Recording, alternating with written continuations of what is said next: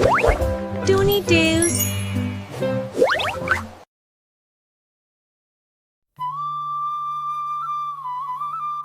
सुंदरपुर नाम के एक गांव में दो सगे भाई रहते थे।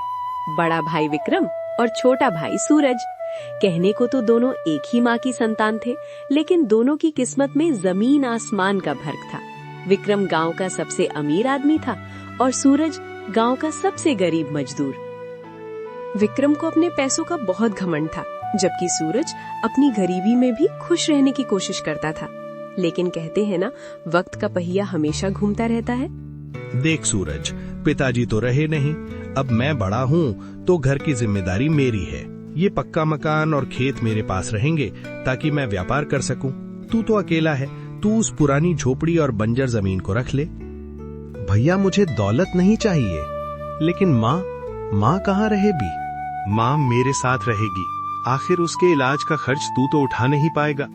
सूरज उदास होकर अपनी टूटी झोपड़ी की तरफ चला जाता है, क्योंकि ना अब उसके पास बड़ा आलीशान घर थे और ना ही माँ बाप। वो अकेला था। हे भगवान, बस इतनी शक्ति देना कि मैं अपनी मेहनत की कमाई से अपना पेट भर सकूं। भैया के पास सब कुछ है, बस वो कभी मुझे अपना भाई समझ लेते तो ये गरीबी मुझे नहीं चुभती।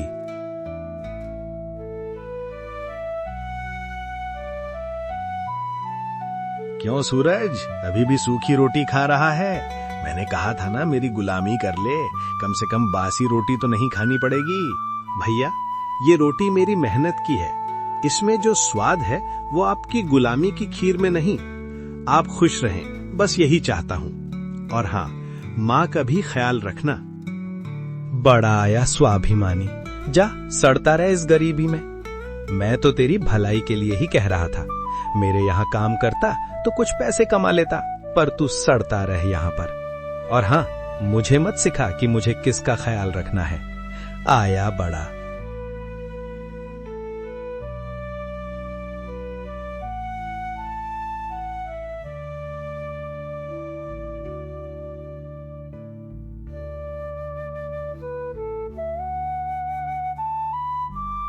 विक्रम के बड़े घर में पार्टी चल रही है, लोग खाना खा रहे हैं। अचानक अंदर के कमरे से खांसने की आवाज आती है।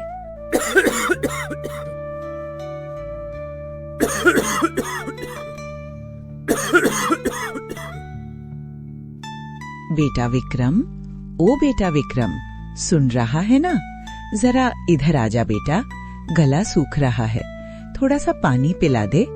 बहुत प्यास लगी है बेटा, हाथों में भी ताकत नहीं बची, जल्दी आजा। माँ, तुम जरा चुप नहीं रह सकती क्या? बाहर मेरे मेहमान आए हैं, बहुत बड़े बड़े व्यापारी लोग हैं। तुम्हारी ये लगातार खांसी की आवाज बाहर तक जा रही है। मेरी इज्जत का जरा भी ख्याल है तुम्हें?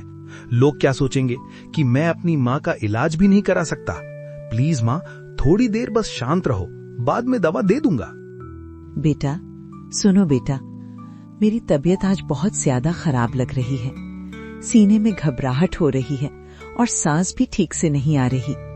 जरा मुझे डॉक्टर के पास ले चलो ना, अकेले जाने की ताकत नहीं है मुझ में। पता नहीं क्यों आज बहुत डर सा लग रहा है बेटा, देर मत करो।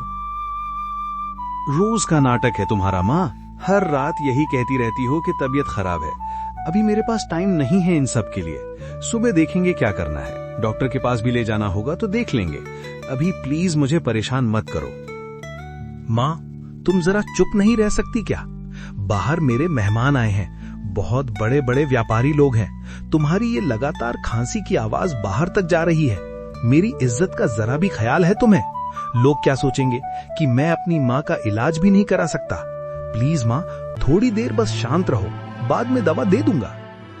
अगली सुबह जैसे ही सूरज को पता चलता है कि माँ की तबीयत रात भर बहुत खराब रही, उसका दिल घबरा उठता है। वो बिना कुछ सोचे समझे दौड़ पड़ता है विक्रम के घर की ओर। रास्ते भर उसके मन में एक ही डर, कहीं देर तो नहीं हो गई, कहीं माँ को कुछ हो तो नहीं गया। सांस फूलती हुई आंखों में आंसू लिए वो दरवाजे तक पहुंचता है और जोर जोर से दरवाजा खटखटाने लगता है। लेकिन असली ट्विस्ट अभी बाकी है, और जो आगे हुआ ना, वो सब मैं पार्ट 2 में दिखाने वाली हूँ। तब तक बने रहे और टूनी टेल्स को सब्सक्राइब करना ना भूलें।